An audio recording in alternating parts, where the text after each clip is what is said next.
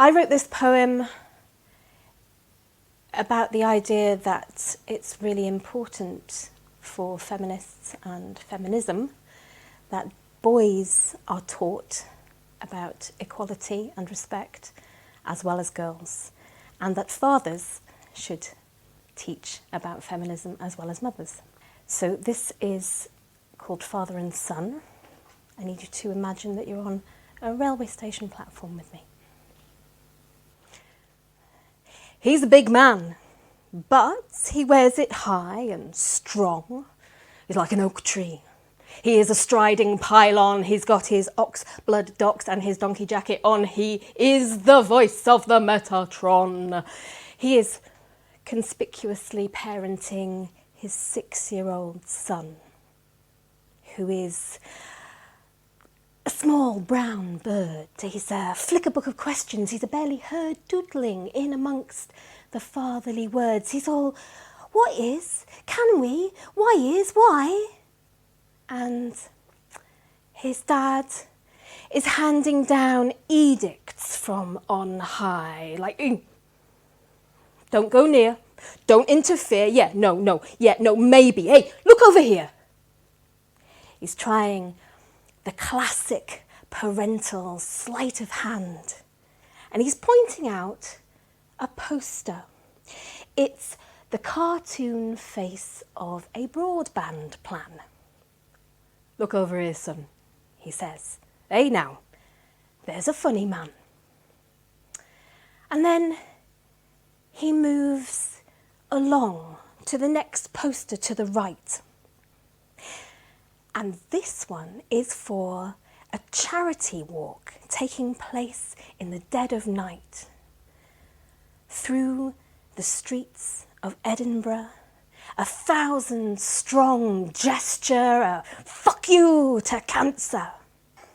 For their image, the charity has chosen this flash-bleached snapshot as their totem. It's of 3 women dancing because they are real, they are really real. Their exposed tummies are as pale as Scottish summers and softened by time and childbirth and one too many ready meals. They're not exactly the 3 graces of Renaissance painting, but hey, look at their faces. They are beaming with unself-conscious smiles, brilliant as the full moon, wide as the Royal Mile, and their arms are thrown up in a triple Y for yay, we did it. Because they did. They helped to raise 6 million quid just by putting one foot in front of another, because they felt for other people's pain and grief, because they bothered. They met at the gym on Tuesday nights and they all bought brand new bright pink Nikes, and they laughed because they were so garishly girly, and they got up to puff, getting off the bus 2 stops early, and Linda set up their page on Just Giving, and they worked out their salsa steps in Sue's living room wearing the hula skirts that Vicky made, because they wanted their march to be a fucking parade of glory. And yeah, I am making up this story, but it was all there to be made. They're in the photo. So when father and son move along, and I listen in because I want to know, what's he going to say? He says, there's some lardy ladies, and turns away. There's some lardy ladies. There's some lardy ladies.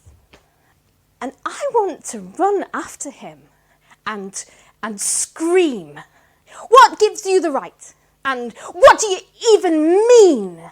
And please, I don't think you know what you've just done. Think about it for a minute. Think about your son. Think about the man he is going to grow up and become, his mind filled with all the opinions that he's heard, taken in as if they're facts, and starting with your words. Please, don't raise another man whose idea of a woman's worth is not measured by her character or her achievements, but by her looks and her girth. You are a good dad. And your boy is a lovely lad. But right now, he's a flickerbook of questions, and they are all your chances to please be more thoughtful with your answers.